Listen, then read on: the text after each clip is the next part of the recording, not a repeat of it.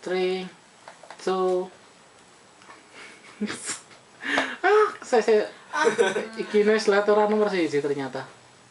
Oke, 5, 4, 3, 2, 1, go. Assalamualaikum warahmatullahi wabarakatuh. Waalaikumsalam warahmatullahi wabarakatuh. Ya, selamat malam Dewan Juri yang terhormat. Kami dari tim mobil listrik UNY Live Team akan mempresentasikan mobil yang akan kita gunakan dalam Indonesian Electric Vehicle Competition tahun 2013, yakni mobil kami yang bernama Bogi Power Car. Nah, mobil ini telah mengikuti kompetisi sejak tahun 2010 dan di tahun 2013 ini mobil ini kembali diterjunkan untuk mengikuti IEVC tahun 2013. Nah, spesifikasi mobil ini apa saja? Yang pertama adalah dimensi kendaraan. Mobil ini memiliki panjang 210 cm, lebarnya 140 cm, kemudian tingginya 150 cm. Tentu saja kami telah menyesuaikan itu semua sesuai dengan regulasi IEVC tahun 2013. Kemudian yang kedua, pengulangan di sini ya. Kemudi, rem, dan suspensi. Nah, untuk kemudinya kita menggunakan wheel steering atau steering dengan menggunakan roda kemudi. Nah, untuk gearboxnya kita menggunakan rack pinion dengan tujuan seperti apa? Agar pengemudian terasa sangat ringan sekali. Kami juga merancang dengan menggunakan anchorman system sehingga menghasilkan sudut belok roda depan berbeda antara roda depan bagian luar dengan roda depan bagian dalam, sehingga kami berhasil menciptakan turning radius yang sangat kecil sekali, yaitu 1,8 meter. Kemudian untuk rem mobil ini di bagian depan menggunakan brake system, di bagian belakang kita menggunakan tromol brake. Nah, kita juga melakukan inovasi yaitu kombi brake system, yakni melakukan pendistribusian daya pengereman ke semua roda dengan sama. Tujuannya apa? Agar ketika pengemudi melakukan pengereman, maka mobil tidak akan menarik ke arah salah satu sisi. Nah, itu keuntungannya. Selain itu, kita juga memiliki inovasi switch off throttle. Jadi ketika pengemudi melakukan pengereman, maka secara otomatis gas tidak akan atau gas akan nol, seperti itu cara. Untuk selanjutnya adalah suspensi. Kita mulai dari suspensi bagian belakang. Inovasi yang kami lakukan adalah X-Construction Swing Arm. Tujuannya apa? Agar roda belakang tidak bengkok ketika kendaraan melakukan membelokkan. Melakukan belokan. Kita ulangi lagi ya. Yang selanjutnya adalah suspensi belakang. Apa saja inovasi yang kita lakukan? Yang pertama adalah X-Construction Swing Arm, bertujuan untuk mencegah terjadinya kebengkokan roda ketika mobil berbelok. Kemudian yang kedua adalah strut bar stabilizer, yang berfungsi untuk mencegah miringnya kendaraan ketika mobil berbelok. Kemudian di bagian depan, suspensi depan, kita menggunakan full control front wheel alignment yang bisa di-start secara manual oleh pengemudi, yang terdiri dari kingpin inklinasi, kemudian camber angel, caster angel, dan two in, two out. Terus, oke. Untuk selanjutnya, daya motor. Daya motor yang digunakan dalam mobil Bogi Power Car adalah satu motor, rada blawur. Dua motor. Kita ulangi lagi ya. Selanjutnya adalah motor penggerak. Nah, motor yang digunakan dalam mobil ini yang pertama menggunakan 2 buah Traco flash besar 500 watt, kemudian menggunakan 1 buah motor tambahan lagi Quansun 3000 watt dengan spesifikasi neng kene rapal aku nyatet. Nah, kita juga menggunakan beberapa inovasi, yaitu hal sensor modif untuk menghasilkan electric transmission. Jika kita lihat di bagian gambarnya sebelah atas ini adalah posisi hall sensor ketika belum dimodifikasi. Jaraknya masih berkisar 1 hingga 1,5 cm. Nah, kita juga melakukan inovasi. Kita bandingkan dengan yang bawah, kita sudah memodifnya dengan jarak yang berkisar 2 hingga 2,5 cm. Nah, dengan modifikasi hall sensor ini maka kita mampu mencapai overspeed RPM dengan kecepatan maksimal hingga 1015 RPM atau setara dengan 87 km per jam. Kemudian apa? Green time ya. Keuntungannya gue, namun sistem ini memiliki kelemahan pada putaran awal. Oh, I know.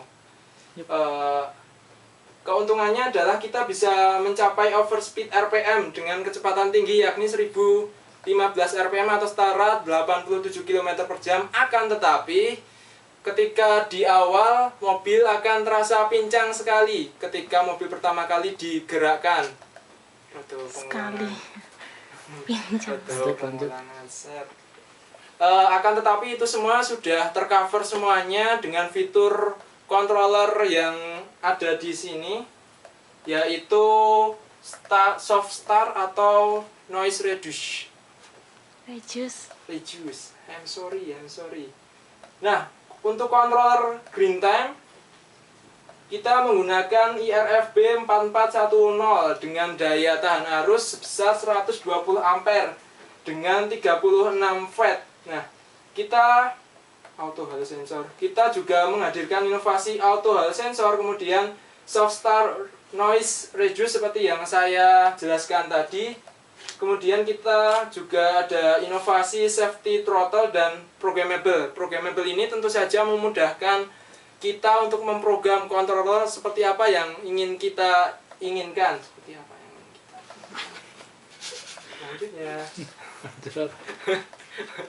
Selanjutnya adalah controller Kelly. Kita menggunakan controller seri KEB 48410X dengan spesifikasi 48 volt yang memiliki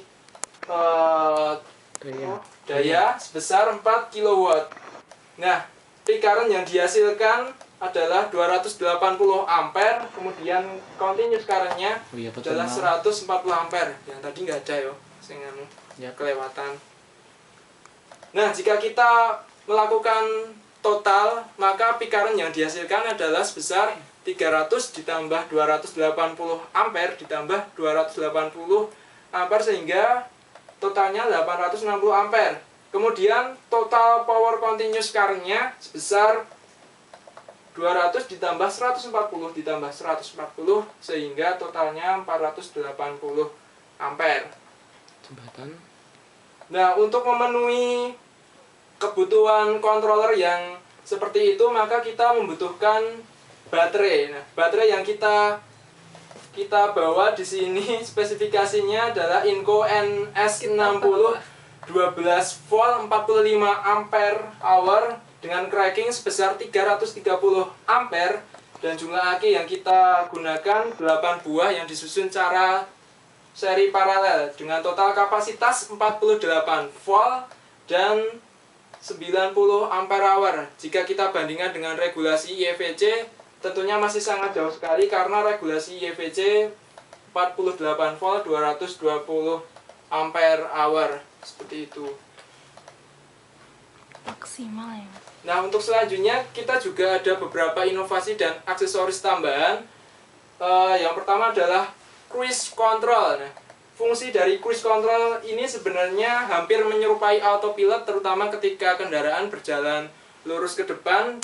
Cruise control dirancang secara ergonomi, diletakkan di bagian upper dashboard sehingga memudahkan pengemudi untuk mengoperasikan cruise control. Selanjutnya, kita juga ada inovasi emergency kill switch, yaitu switch yang mampu mematikan seluruh kelistrikan dari kendaraan. Dan emergency kill switch juga diletakkan secara ergonomi di bagian upper dashboard sehingga memudahkan pengemudi atau driver untuk melakukan pengoperasian emergency kill switch.